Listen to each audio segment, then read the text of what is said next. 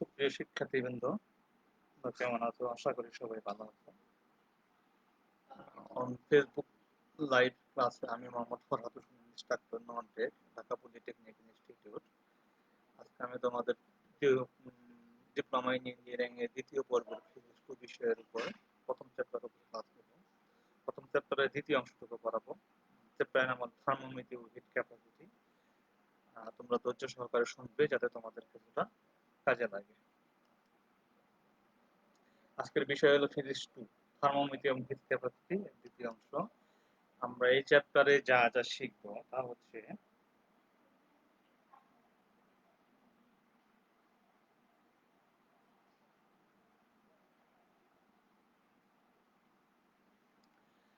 আপেক্ষিক তাপ, তাপ ধারণ ক্ষমতা, তুল্য জলাঙ্কের সংজ্ঞা পড়ব। কোন বস্তু কর্তৃক গৃহীত তাপ তার চারপাশের হারানো তাপের সমান, সে বিষয়ে আমরা দেখব। ক্যালরিমিতির মূলনীতি ব্যাখ্যা করব। তার সাথে বিভিন্ন প্রকার আপেক্ষিক সূত্রতাপ দেখব। মিশ্রণ প্রণালীতে বরফ গলনের সূত্রতাপ এবং মিশ্রণ পদ্ধতিতে কঠিন পদার্থের আপেক্ষিক তাপ নির্ণয় করব। তার সাথে সাথে বাড়ি কিছু কাজ দেব। ততক্ষণ সময় তোমরা ধৈর্য সহকারে শুনতে থাকবে এবং ক্লাসটা ফলো করো যাতে তোমাদের উপকারে আসে। আপেক্ষিক তাপ ধারণ ক্ষমতা বা আপেক্ষিক তাপ কাকে বলে সেটা আমরা একটু দেখব। আপেক্ষিক তাপকে দুই ভাবে সংজ্ঞায়িত করা যায়, একটা পুরাতন সংজ্ঞা আর আধুনিক সংজ্ঞা। পুরাতন সংজ্ঞা আর একটা হলো আধুনিক সংজ্ঞা। পুরাতন সংজ্ঞা কি বলতেছে? আপেক্ষিক তাপ ধারণ ক্ষমতা বলতে কোন একটি নির্দিষ্ট ভরে কোন একটি বস্তু নির্দিষ্ট তাপমাত্রা পরিমাণ কমাতে বা বাড়াতে যে পরিমাণ তাপের প্রয়োজন হয়, একই পরিমাণ ভরের পানির তাপমাত্রা একই পরিমাণ বাড়াতে বা কমাতে যে পরিমাণ তাপের প্রয়োজন হবে সেটাকে আপেক্ষিক তাপ বলা হয়। যে কোনো ভরের একটি বস্তুর তাপমাত্রা, আবার একটু খেয়াল করি, যে কোনো ভরের একটি বস্তুর তাপমাত্রা একটি নির্দিষ্ট পরিমাণ বাড়াতে, যে কোনো পরিমাণ বাড়াতে বা কমাতে যে পরিমাণ তাপের প্রয়োজন হবে, একই পরিমাণ ভরের পানির তাপমাত্রা একই পরিমাণ বৃদ্ধি করতে যে পরিমাণ তাপের প্রয়োজন হবে, তাদের যে অনুপাত, সেই অনুপাতটাকেই আপেক্ষিক তাপ বলা হবে। এই আপেক্ষিক তাপকে এস দ্বারা প্রকাশ করা হয়।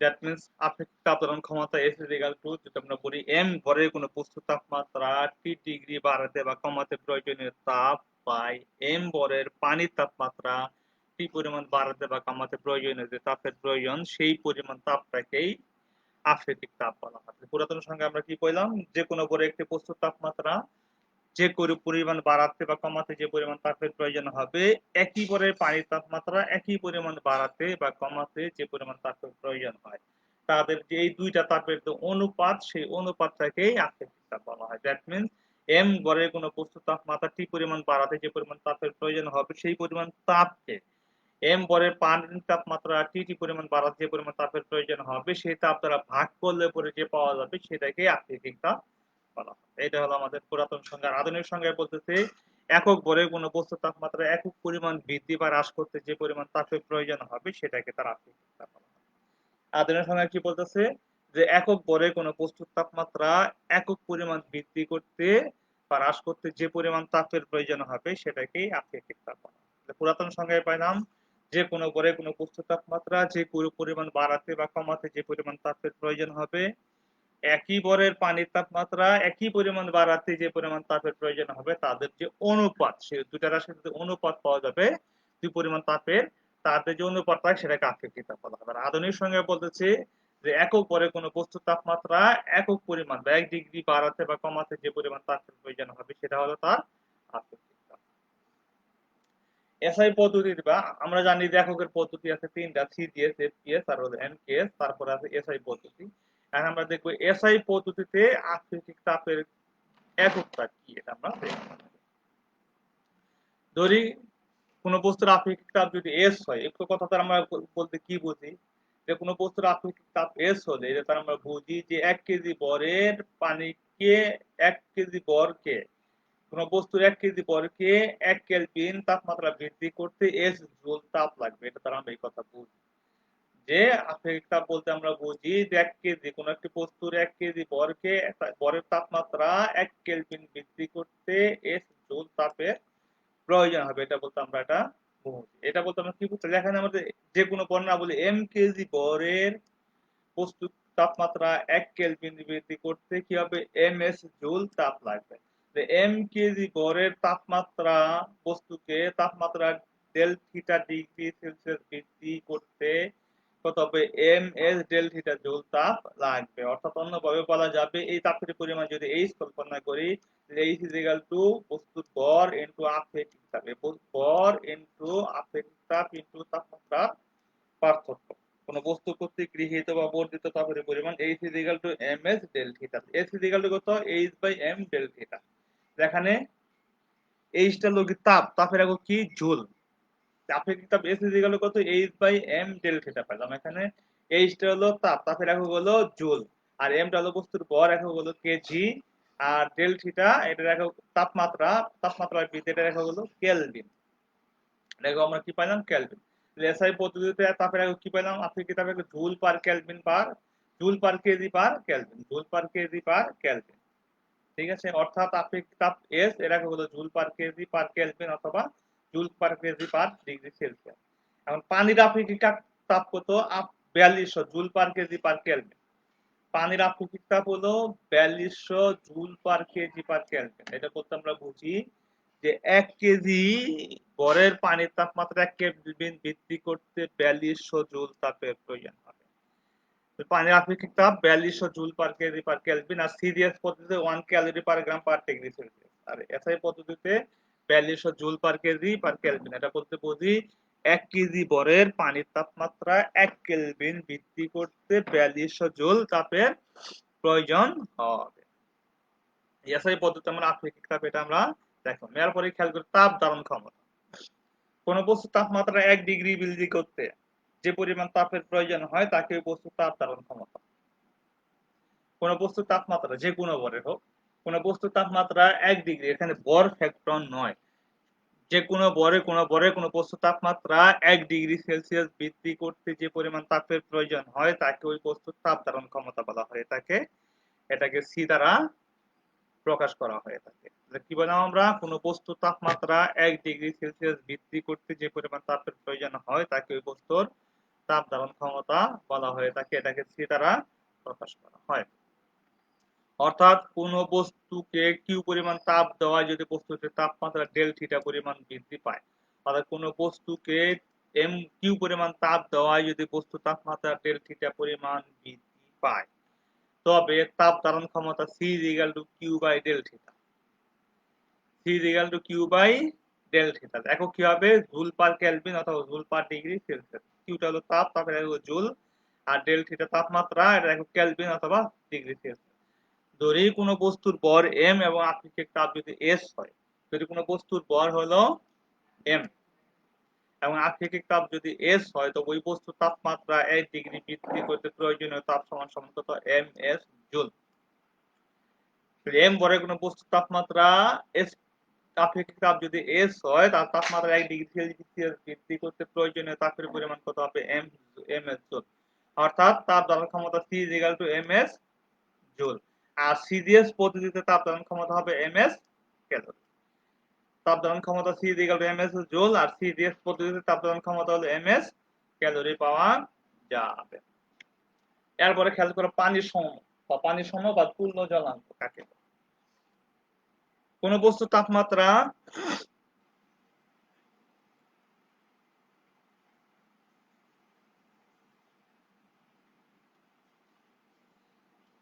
কোন বস্তুর তাপমাত্রা 1 ডিগ্রি সেলসিয়াস বৃদ্ধি করতে যে পরিমাণ তাপের প্রয়োজন হয়, কোন বস্তুর তাপমাত্রা 1 ডিগ্রি সেলসিয়াস বৃদ্ধি করতে যে পরিমাণ তাপের প্রয়োজন হয় সেই পরিমাণ তাপ দিয়ে যতটুকু পানির তাপমাত্রা 1 ডিগ্রি সেলসিয়াস বৃদ্ধি করা যায় সেই পরিমাণ পানিকে ওই বস্তুর পানির সম বলা হবে। এটাকে ডব্লিউ দ্বারা প্রকাশ করা হয়। দ্যাট মিন্স কোন বস্তুর তাপমাত্রা 1 ডিগ্রি সেলসিয়াস বৃদ্ধি করতে, কোন বস্তুর তাপমাত্রা 1 ডিগ্রি সেলসিয়াস বৃদ্ধি করতে যে পরিমাণ তাপের প্রয়োজন হয়, ওই পরিমাণ তাপ দিয়া যতটুকু পানির তাপমাত্রা 1 ডিগ্রি সেলসিয়াস বৃদ্ধি করা যাবে সেই পরিমাণ পানিকে ওই বস্তুর পানির সম বলা হবে। এটাকে ডব্লিউ দ্বারা প্রকাশ করা। দ্যাট মিন্স যে কোনো বস্তুর তাপমাত্রা 1 ডিগ্রি সেলসিয়াস বৃদ্ধি করতে যে পরিমাণ তাপের প্রয়োজন হয়, ওই পরিমাণ তাপ দ্বারা যতটুকু পানির তাপমাত্রা 1 ডিগ্রি সেলসিয়াস বৃদ্ধি করা যাবে ওই পরিমাণ পানিকে বলা হবে পানি সম বলা হবে। এটাকে ডব্লিউ দ্বারা প্রকাশ করা হয়। যদি কোনো বস্তুর ভর m এবং আপেক্ষিক তাপ যদি s হয়, তাহলে ওই বস্তুর তাপমাত্রা 1 ডিগ্রি বৃদ্ধি করতে প্রয়োজনীয় চাপের পরিমাণ সমান সমান হলো ms জুল। তাহলে 4200 জুল তাপে 1 ডিগ্রি সেলসিয়াস তাপমাত্রা বৃদ্ধি করা যায় 1 কেজি পানির। তাহলে ms জুল তাপ দ্বারা 1 ডিগ্রি সেলসিয়াস বৃদ্ধি করা যাবে ms বাই 4200 কেজির পানি। তার মানে এটাকে পানির সমান হবে কত? w ms by 4200 KG.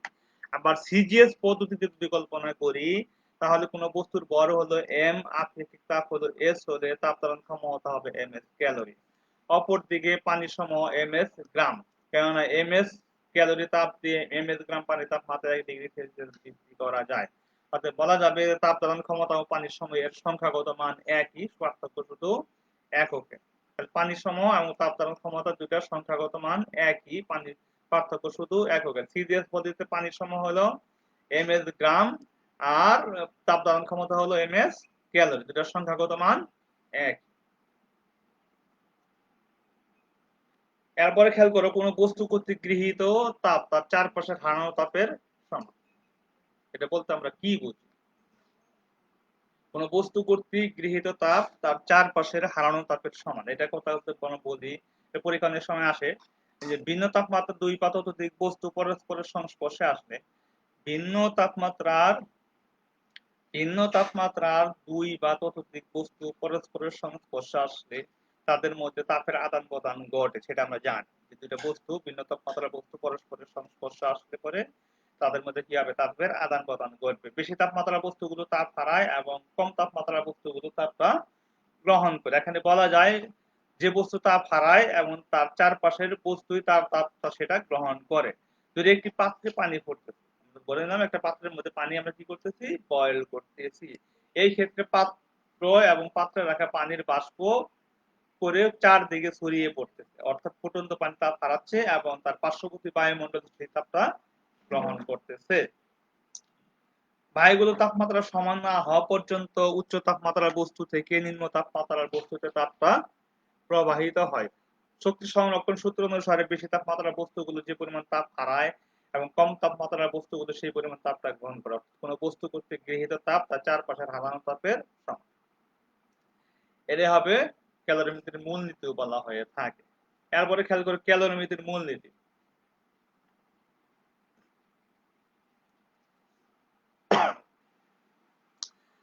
আপেক্ষিক তাপের সংজ্ঞা থেকে আমরা জানি কোন বস্তুর আপেক্ষিক তাপ S, এটা বলতে আমরা বুঝি যে 1 গ্রাম ভরের বস্তু তাপমাত্রা 1 ডিগ্রি সেলসিয়াস বৃদ্ধি বা হ্রাস করতে যে পরিমাণ তাপ গ্রহণ করে তার নাম হলো S ক্যালোরি।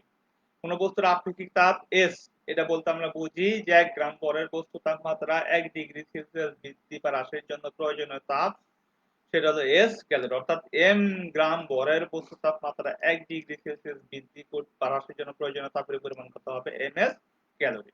তার মানে আপেক্ষিক তাপ S বলতে আমরা বুঝি যে 1 গ্রাম ভরের বস্তু তাপমাত্রা 1 ডিগ্রি সেলসিয়াস বৃদ্ধি করতে প্রয়োজনীয় তাপের পরিমাণ হলো S ক্যালোরি। বস্তুর ভর যদি 1 গ্রাম না ধরে m গ্রাম হয়, তাহলে প্রয়োজনীয় তাপমাত্রা বৃদ্ধিতে তাপের পরিমাণ হলো ms ক্যালোরি। আবার একইভাবে m ভরের বস্তু তাপমাত্রা t ডিগ্রি সেলসিয়াস বৃদ্ধি হ্রাসের জন্য প্রয়োজনীয় তাপের পরিমাণ কত হবে? mst calorie. কোন বস্তু কর্তৃক গৃহীত বা বর্ধিত তাপের পরিমাণ কত হবে? mst calorie. অর্থাৎ m গ্রাম ভরের বস্তু তাপমাত্রা ΔT পরিমাণ বৃদ্ধি t ডিগ্রি সেলসিয়াস বৃদ্ধি বা হ্রাসের জন্য প্রয়োজনীয় তাপ গ্রহণের পরিমাণ সমান হলো ওই পরিমাণ ক্যালোরি। অর্থাৎ এটা তার পরিমাণ h ক্যালোরি যদি আমরা কল্পনা করি, তাহলে কত হবে? গৃহীত বা বর্ধিত তাপের পরিমাণ h mst।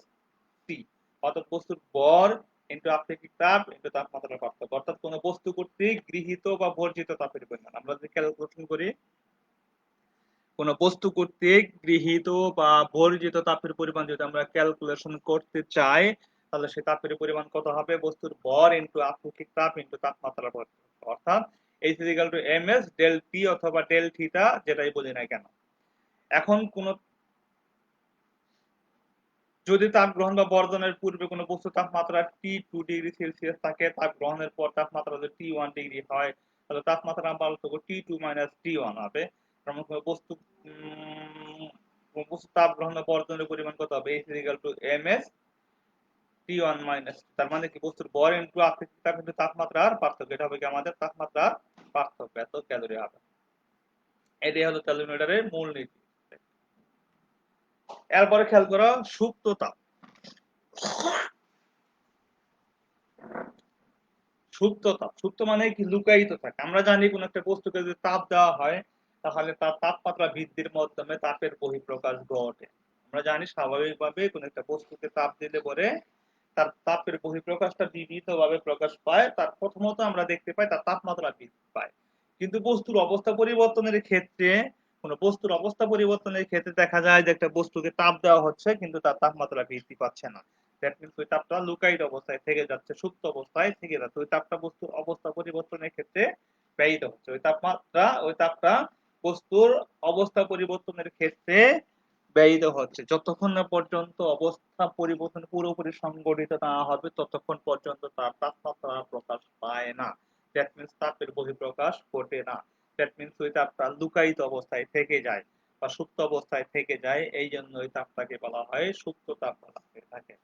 এটাকে বলা হয় সুপ্ত তাপ। এটা কখন সংঘটিত হয়? বস্তুর অবস্থা পরিবর্তনের ক্ষেত্রে সংঘটিত হয়ে থাকে। দ্যাট মিনস তাপমাত্রা পরিবর্তন না ঘটিয়ে আমরা কি বলতে পারি যে তাপমাত্রার পরিবর্তন না ঘটিয়ে একক ভরে কোনো বস্তু এক অবস্থা হতে অন্য অবস্থায় রূপান্তরিত হতে যে পরিমাণ তাপ গৃহীত বা বর্জিত হয় তাকে ওই বস্তুর ওই অবস্থা পরিবর্তনের আপেক্ষিক সুপ্ত তাপ বা সুপ্ত তাপ বলা হয়ে থাকে। দ্যাট মিনস তাপমাত্রার পরিবর্তন না ঘটিয়ে একক ভরে কোনো বস্তু এক অবস্থা হতে অন্য অবস্থায় রূপান্তরিত হতে যে তাপ গৃহীত বা বর্জিত হয় তাকে ওই পদার্থের ওই অবস্থা পরিবর্তনের আপেক্ষিক সূত্র তাপ বা সূত্র তাপ বলা হয় থাকে। যদি এই বস্তুর ভর m এবং ওই বস্তু কর্তৃক অবস্থা পরিবর্তনের জন্য গৃহীত বা বর্জিত উত্তরের পরিমাণ যদি আমাদের কিউ হয় তাহলে আপেক্ষিক সূত্র তাপ L equal to q by m. আপেক্ষিক সূত্র তাপ হলো L সূত্র তাপকে L দ্বারা প্রকাশ করা হয় কিউ বাই এম। অর্থাৎ কি হবে? তাপ বাই বস্তুর ভর। যে পরিমাণ তাপ গ্রহণ করতেছে একক ভরে কোনো বস্তুর অবস্থা পরিবর্তন করতে যে পরিমাণ তাপ গ্রহণ বা বর্জন করে তাকে ওই বস্তুর অবস্থা পরিবর্তনের সূত্র তাপ বলা হবে। এককটা কি হবে? এম কেএস বা এসআই পদ্ধতিতে একক হবে জুল পার কেজি। সিজিএস পদ্ধতিতে হবে ক্যালোরি পার গ্রাম। আর এফপিএস পদ্ধতি হবে British thermal unit by pound. এই সূত্র তাপকে 4 ভাগে ভাগ করা হয়ে থাকে। একটা হলো গলনের সূত্র তাপ, একটা হলো কঠিনীভবনের সূত্র তাপ, আর হলো বাষ্পীভবনের সূত্র তাপ, আর হলো ঘনীভবনের সূত্র তাপ। এই 4 প্রকারের মধ্যে আসলে মেইনলি দুইটা জিনিস, গলনের সূত্র তাপ আর কঠিনীভবনের সূত্র তাপ দুটো একই জিনিস। একটা তাপ গ্রহণ করবে আর হলো বর্জন করবে। গলনের ক্ষেত্রে তাপটা গ্রহণ করবে আর কঠিনীভবনের ক্ষেত্রে বর্জন করবে। আর বাষ্পীভবনের সূত্র তাপ আর ঘনীভবনের সূত্র তাপ এই দুইটাও একই জিনিস। বাষ্পীভবনের ক্ষেত্রে তাপ গ্রহণ করবে আর ঘনীভবনের ক্ষেত্রে তাপটা বর্জন করবে। দুটো একই জিনিস। ঠিক আছে? কাকে বলে সেটা আমরা একটু দেখি। গলনের সূত্র তাপ কাকে? কোন কঠিন পদার্থের একক বর্গে তার তাপমাত্রা গলনাঙ্কে রেখে তাপমাত্রা পরিবর্তন না ঘটিয়ে কঠিন হতে তরলে পরিণত করতে যে পরিমাণ তাপ গ্রহণ করে তাকে ওই বস্তুর গলনের সূত্র তাপ বলা হয়। গলনের সূত্র তাপ কাকে বলে? কোন কঠিন পদার্থের তাপমাত্রা তার গলনাঙ্কে রেখে একক বলে তার তাপমাত্রা গলনাঙ্কে রেখে তাপমাত্রা পরিবর্তন না ঘটিয়ে কঠিন হতে তরলে পরিণত করতে যে পরিমাণ তাপ গ্রহণ করে তাপের প্রয়োজন হয় তাকে বস্তুর গলনের সূত্র তাপ বলা হয়। যেমন বরফ গলনের সূত্র তাপ বলতে আমরা কি বুঝি? যে একক 0°C তাপমাত্রার একক ভরের কোন বরফকে তার তাপমাত্রা পরিবর্তন না ঘটাইয়া তোর কঠিন অবস্থা হতে তরলে অর্থাৎ গলতে যে পরিমাণ তাপের প্রয়োজন হয় সেটাকে তার বরফ গলনের সূত্র তাপ বলা হয়। তাই এসআই পদ্ধতিতে বরফ গলনের সূত্র তাপ 3,36,000 joule per KG. 3,36,000 joule per KG. এটা বলতে আমরা বুঝি যুক্ত তারা বুঝি যে 273 কেলভিন তাপমাত্রায় 1 কেজি বরফ উক্ত তাপমাত্রার পানিতে পরিণত করতে 3,36,000 জুল তাপের প্রয়োজন হবে। একইভাবে কঠিনীভবনের সূত্র তাপ একক ভরে কোনো তরল পদার্থ থেকে দুটো একই। গলনের সূত্র তাপ এবং কঠিনীভবনের সূত্র তাপ একই। গলনের সূত্র তাপের ক্ষেত্রে তাপটা গ্রহণ করবে আর কঠিনীভবনের ক্ষেত্রে তাপটা বর্জন করবে। একক ভরে কোনো তরল পদার্থের তাপমাত্রা পরিবর্তন না ঘটে শুধুমাত্র তরল অবস্থা হতে কঠিন অবস্থায় পরিণত হতে যে পরিমাণ তাপটা বর্জন করে বা পরিত্যক্ত হয় তাকে ওই তরলের কঠিনীভবনের সূত্র তাপ বলা হয়।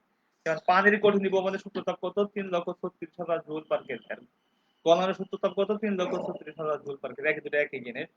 উক্ত দ্বারা আমরা বুঝি যে 273 কেলভিন তাপমাত্রা 1 কেজি পানি হতে 3,36,000 জুল তাপ নিষ্কাশন করলে কি হবে, এটা বরফে পরিণত হবে। এরপরে খেয়াল করো বাষ্পীভবনের সূত্র তাপ।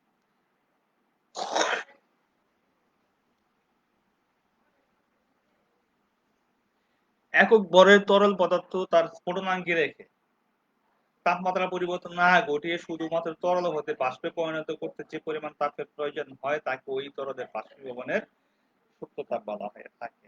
দ্যাট মিনস 100 পানির বাষ্পীভবনের সূত্র তাপ কত? 22,68,000 joule per KG. 22,68,000 joule per KG. এটা বলতে আমরা বুঝি যে 1 কেজি ভরের পানি তার তাপমাত্রা স্ফুটনাঙ্কে 373 কেলভিনে রেখে 22,68,000 জুল তাপ প্রয়োগ করলে পানি কি হবে, বাষ্পে পরিণত হবে। ঠিক আছে, এরপরে খেয়াল করো ঘনীভবনের সূত্র তাপ, বাষ্পীভবনের সূত্র তাপ আর ঘনীভবনের সূত্র তাপ একই জিনিস। একক ভরে কোনো বায়বীয় পদার্থ তার তাপমাত্রা পরিবর্তন না করে ঘটিয়ে শুধুমাত্র বায়বীয় অবস্থা হতে তরল অবস্থায় পরিণত করতে যে পরিমাণ তাপটা বর্জিত হবে সেই পরিমাণ তাপটাকে তাকে ঘনীভবনের সূত্র তাপ বলা হয়ে থাকে।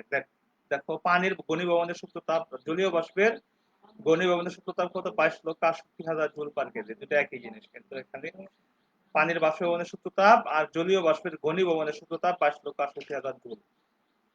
এটা বলতে আমরা বুঝি জুল তাপ বের হয়ে গেলে 273 কেলভিন তাপমাত্রায় পানিতে পরিণত হবে। তো জলীয় বাষ্পের ঘনীভবনের সূত্র তাপ কত হবে? 22,68,000 জুল পার কেজি হবে।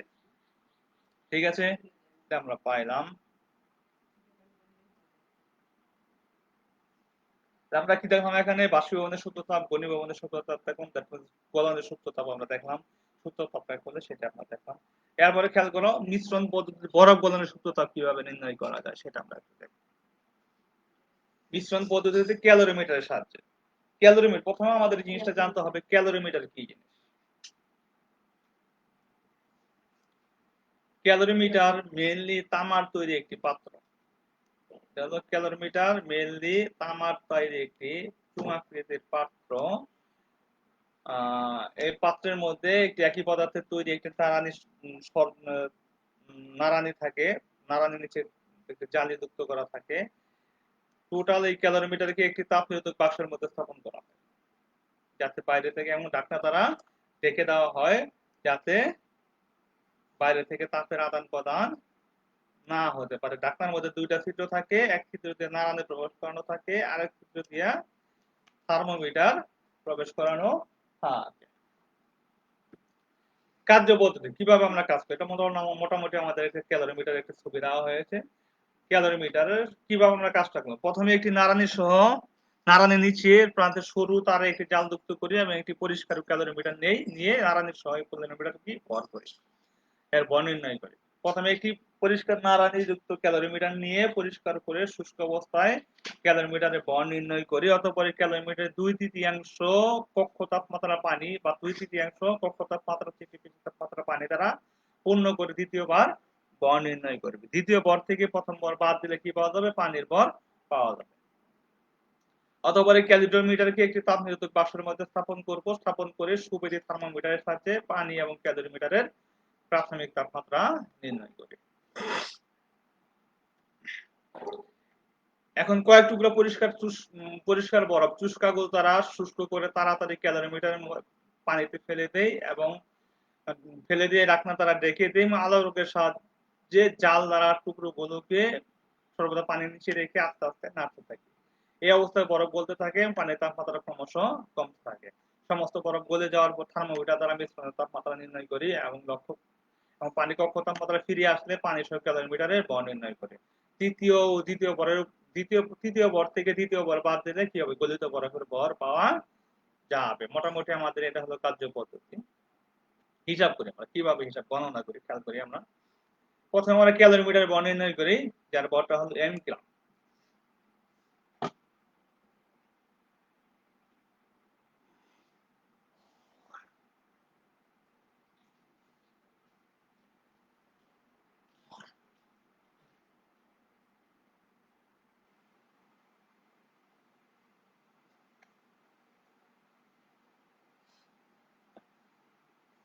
প্রথমে আমরা ক্যালোরিমিটারের ভর নির্ণয় করি, সেটা হলো m গ্রাম। তারপরে ক্যালোরিমিটার আপেক্ষিক তাপ s ক্যালোরি। পানির ভর হলো m1 গ্রাম, যেটা দ্বিতীয় ভর থেকে প্রথম ভর বাদ দিলাম m1 গ্রাম। পানির তাপমাত্রা, প্রাথমিক তাপমাত্রা যেটা নির্ধারণ কত T1 ডিগ্রি সেলসিয়াস। বরফের ভর নির্ণয় করি m2 গ্রাম, দ্বিতীয় ভর থেকে তৃতীয় ভর থেকে তৃতীয় ভর বাদ দিলে যেটা পেয়েছিলাম। আর মিশ্রণের তাপমাত্রা হলো T ডিগ্রি। আর বরফ গলনের সূত্র তাপ L আমরা ধরে নেই। আমরা জানি ক্যালোরিমিটার কর্তৃক হারানো তাপ, যে কোনো বস্তু কর্তৃক হারানো বা গৃহীত তাপের পরিমাণ সমান আমরা জানি বস্তুর ভর ইনটু আপেক্ষিক তাপ ইনটু তাপমাত্রা পার্থক্য। এখন আমরা খেয়াল করে দেখি যে কে তাপ হারাচ্ছে, কে তাপ গ্রহণ করতেছে। ক্যালোরিমিটার এবং পানি তাপ হারাচ্ছে, বরফ সে তাপটা গ্রহণ করতেছে। ক্যালোরিমিটারের কর্তৃক হারানো তাপ ক্যালোরিমিটার ভর ইনটু আপেক্ষিক তাপ ইনটু তাপমাত্রা পার্থক্য, সেটা আমরা লিখলাম। পানি কর্তৃক হারানো তাপ সমান পানির ভর ইনটু আপেক্ষিক তাপ। এখানে সিডিএস পদ্ধতিতে পানির আপেক্ষিক তাপ আমরা 1 ধরে নিয়েছি, সেই কারণে 1 লেখা হয়নি। পানির হারানোর তাপ সমান m1 into T1 minus T calorie. অর্থাৎ মোট হারানোর তাপ কত হবে? ক্যালোরিমিটার কর্তৃক হারানোর তাপ আর হলো পানি কর্তৃক হারানোর তাপ, দুটো আমরা যোগ করি। এরপরে খেয়াল করো বরফ কর্তৃক গৃহীত তাপ। বরফ দুই ধাপে তাপ গ্রহণ করবে। একটা হলো 0 ডিগ্রি সেন্টিগ্রেড তাপমাত্রা বরফ গলবে, আর আর হলো 0 ডিগ্রি সেন্টিগ্রেড তাপমাত্রা বরফ গলা পানি T ডিগ্রি সেলসিয়াস যাবে। বরফ কর্তৃক গলতে আমরা 0 ডিগ্রি সেন্টিগ্রেড তাপমাত্রা m গ্রাম বরফ 0 ডিগ্রি সেন্টিগ্রেড তাপমাত্রা পানিতে পরিণত করতে গৃহীত তাপ সমান হলো m2L ক্যালোরি। m2 বরফ গলা পানি 0 ডিগ্রি থেকে T ডিগ্রি বৃদ্ধিতে প্রয়োজনীয় তাপের পরিমাণ বস্তুর ভর তাপ সমান কত হবে? m2 ইনটু আপেক্ষিক তাপ ইনটু তাপমাত্রার পার্থক্য সমান m2 ক্যালোরি। মোট গৃহীত তাপ কত হবে? m2L প্লাস হলো m2T। ক্যালোরিমিটারের তাপ মূলনীতি থেকে আমরা জানি গৃহীত তাপ ইকুয়াল টু বর্জিত তাপ। গৃহীত তাপ কত আমাদের? এটা হলো গৃহীত তাপ m2L প্লাস m2T। আর বর্জিত তাপ হলো এটা আমাদের বর্জিত তাপ, আমরা আগে দেখেছিলাম, এটা হলো আমাদের বর্জিত তাপ। সমান সমান এটা হলো বর্জিত তাপ সমান সমান কত হলো? m2S T1 minus T plus m1 into T1 minus T আমরা পেয়েছি। দুটাকে আমরা ইকুয়েশন সমান ধরে নিয়ে আমরা ক্যালকুলেশন করি। এখানে T1 আমরা কমন নিছি, T1 মাইনাস T কমন নিছি, নেওয়ার পরে আমরা পেয়েছি কত? এই m2 টাকে আমরা এবারে দিয়ে দিয়েছি মাইনাস করে, তাহলে m2L equal to T1 minus T into ms plus m1 minus m2 into T। এখন আমরা এটাকে এই সমীকরণকে T দ্বারা নাকি m2 দ্বারা ভাগ করে দিয়েছি। m2 দ্বারা ভাগ করলে এই m2 টা বাদ যাবে, সেখানে সমান কত পাওয়া যাবে? T1 minus T into ms plus m1 by n minus T পাওয়া যাবে। উপরোক্ত রাশি হতে বস্তুর ভর m, ক্যালোরিমিটারের ভর m, পানির ভর m1, বরফের ভর m2, পানির তাপমাত্রা T1 এবং মিশ্রণের তাপমাত্রা T জেনে বরফ গলনের সূত্র তাপ নির্ণয় করা যাবে। এরপরে খেয়াল করো ক্যালোরিমিটারের সাহায্যে কঠিন বস্তুর আপেক্ষিক তাপ আমরা নির্ণয় করব কিভাবে? একই রকম ভাবে আমরা করব। প্রথমে নাড়ানি শক্তি ক্যালোরিমিটার নিব, নিয়ে পরিষ্কার করে ধুয়ে মুছে পরিষ্কার করে তার ভর নির্ণয় করব। অতঃপর 2/3 পানি দ্বারা পূর্ণ করব, পূর্ণ করে দ্বিতীয়বার ভর নির্ণয় করব। দ্বিতীয় ভর থেকে প্রথম ভর বাদ দিয়ে পানির ভর পাওয়া যাবে। নারায়ণ ক্যালোরিমিটার থেকে তাপ নিরোধক বাক্সের মধ্যে স্থাপন করে একটি সুবিধি থার্মোমিটারের সাহায্যে পানি এবং ক্যালোরিমিটারের প্রাথমিক তাপমাত্রা আমরা নির্ণয় করব। অতঃপর একটি কঠিন বস্তু নিব, কঠিন বস্তুর ভর নির্ণয় করব। কঠিন বস্তুর ভর নির্ণয় করে এটাকে বাষ্প উত্তাপের মধ্যে স্থাপন করে সর্বোচ্চ তাপমাত্রা নির্ণয় করব। অতঃপর উত্তপ্ত বস্তুটিকে ক্যালোরিমিটারের মধ্যে ফেলে ঢাকনা দ্বারা ঢেকে দিয়ে তার মিশ্রিত করব, মিশ্রণের তাপমাত্রা আমরা নির্ণয় করব। মোটামুটি এই পর্যন্ত কাজ। আমরা কি করব হিসাব দেখি। নারায়ণ ক্যালোরিমিটারের ভর হলো আমরা নির্ণয় করলাম m1 কেজি, পানির ভর হলো m2 কেজি, পানির কঠিন বস্তুর ভর হলো m2 কেজি। নারায়ণ ক্যালোরিমিটারের উপাদানের আপেক্ষিক তাপ হলো S1 joule per KG per kelvin, পানির আপেক্ষিক তাপ S2 joule per KG per kelvin, কঠিন বস্তুর উপাদানের আপেক্ষিক তাপ S3। নারায়ণ পানির ক্যালোরিমিটারের প্রাথমিক তাপমাত্রা হলো T1 কেলভিন, কঠিন বস্তুর সর্বোচ্চ তাপমাত্রা T2 কেলভিন, মিশ্রণের তাপমাত্রা হলো T3 কেলভিন। আমরা পাইলাম। ক্যালোরিমিটারের মূলনীতি থেকে আমরা জানি গৃহীত তাপ ইকুয়াল টু বর্ধিত তাপ। কঠিন মিশ্রণ বস্তু কঠিন পদার্থের আপেক্ষিক নির্ণয়ের ক্ষেত্রে পানি এবং ক্যালোরিমিটার তাপ গ্রহণ করবে, কঠিন বস্তু তাপটা সেটা বর্জন করবে। দুইটা সমান ধরে নিয়ে আমরা এটাকে ক্যালকুলেশন করব। ক্যালোরিমিটার কর্তৃক গৃহীত তাপ ক্যালোরিমিটার ভর ইনটু আপেক্ষিক তাপ ইনটু তাপমাত্রার পার্থক্য। পানি কর্তৃক গৃহীত তাপ সমান পানির ভর ইনটু আপেক্ষিক তাপ ইনটু তাপমাত্রার পার্থক্য। কঠিন বস্তু কর্তৃক বর্ধিত তাপ সমান কঠিন বস্তুর ভর ইনটু আপেক্ষিক তাপ ইনটু তাপমাত্রার পার্থক্য, সেটা আমরা দেখছি। তাহলে গৃহীত তাপ ইকুয়াল টু বর্ধিত তাপ সমান সমান এটাকে দুটাকে ক্যালকুলেশন করতে ক্যালকুলেশন করে S সমান সমান আমরা পেয়েছি। উত্তর রাশিগুলোর মান বসালে পরে আমরা কি পাবো? আমরা আপেক্ষিক তাপ বের করতে পারবো। এখন একটা জিনিস খেয়াল করো, তামার আপেক্ষিক তাপ 0.9 09 calorie per gram per degree Celsius, এটা বলতে আমরা বুঝি কি বুঝি? এর দ্বারা বুঝি যে 1 গ্রাম বরের তাপমাত্রা 1 ডিগ্রি সেলসিয়াস বৃদ্ধি করতে 0.09 ক্যালোরি লাগবে। আর বরফ গলনের সূক্ষ্ম তাপ সিজিএস বলতে 80 ক্যালোরি পার গ্রাম। এটা বলতে আমরা বুঝি 1 গ্রাম বরফকে তার তাপমাত্রা গলনাঙ্কে 0 ডিগ্রি সেন্টিগ্রেড তাপমাত্রা রেখে পানিতে পরিণত করতে 80 ক্যালোরি তাপের প্রয়োজন হবে। পানির বাষ্পীভবনের সূক্ষ্ম তাপ কত? 537 ক্যালোরি পার গ্রাম। এর অর্থ দ্বারা বুঝি যে এটা দ্বারা বুঝি যে 1 গ্রাম পানির তাপমাত্রা 100 ডিগ্রি সেন্টিগ্রেড তাপমাত্রা রেখে বাষ্পে পরিণত করতে 537 ক্যালোরি তাপের প্রয়োজন হবে। এরপরে খেয়াল করো গাণিতিক সমস্যাগুলি। উদাহরণে খেয়াল করো, দেওয়া আছে যে যদি বরফ গলনের সূক্ষ্ম তাপ 3,68,000 জুল 3,36,000 জুল পার কেজি হয়, তাহলে 2 কেজি বরফ গলাতে কতটুকু তাপের প্রয়োজন হবে? আমরা জানি বরফ গলনের সূক্ষ্ম তাপ কিউ পরিমাণ তাপের প্রয়োজন হয়, q equal to m l f. বস্তুর ভর হলো 2 আর এল এর সমান সমান 3.36 × 10⁵ জুল। গুণ করলে সমান সমান এত পাওয়া যাবে। ঠিক গেল? এরপরে খেয়াল করো 0 ডিগ্রি সেন্টিগ্রেড তাপমাত্রায়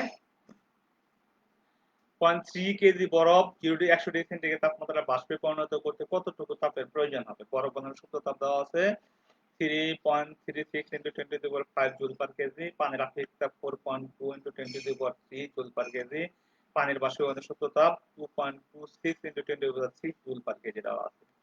এখানে মোটামুটি কয়টা তাপটা গ্রহণ করবে সেটা 0 ডিগ্রি সেন্টিগ্রেড তাপমাত্রার বরফ গলে 0 ডিগ্রি সেন্টিগ্রেড তাপমাত্রার পানিতে পরিণত হবে, আবার 0 ডিগ্রি সেন্টিগ্রেড তাপমাত্রার 0 ডিগ্রি সেন্টিগ্রেড তাপমাত্রার পানি 100 ডিগ্রি সেন্টিগ্রেড তাপমাত্রার পানিতে পরিণত হবে, আবার 100 ডিগ্রি সেন্টিগ্রেড তাপমাত্রার পানি 100 ডিগ্রি সেন্টিগ্রেড তাপমাত্রার বাষ্পে পরিণত হবে। দ্যাট মিন্স 3 ধাপে এখানে তাপটা গ্রহণ করবে। 0 ডিগ্রি সেন্টিগ্রেড তাপমাত্রার 0 ডিগ্রি পানি 0 ডিগ্রি সেন্টিগ্রেড তাপমাত্রা বলতে প্রয়োজনীয় তাপের পরিমাণ সমান সমান বরফের বরণটু সুপ্ত তাপ সমান সমান এত পাওয়া গেল। এরপরে 0 ডিগ্রি সেন্টিগ্রেড তাপমাত্রা বরফ গলা পানি 100 ডিগ্রি সেন্টিগ্রেড তাপমাত্রা পানিতে পরিণত করতে তারপর কোন বলিত বরফের ভর ইনটু পানির আপেক্ষিক তাপ ইনটু তাপমাত্রার পার্থক্য সমান এত পাওয়া গেল। আবার 100 ডিগ্রি সেন্টিগ্রেড তাপমাত্রার পানি 100 ডিগ্রি সেন্টিগ্রেড তাপমাত্রা বাষ্পে পরিণত হতে তার প্রয়োজনীয় তাপের পরিমাণ সমান সমান পানির ভর ইনটু বাষ্পীভবনের সূক্ষ্ম তাপ সমান সমান এত পাওয়া গেল। তাপের পরিমাণ গেলে কত?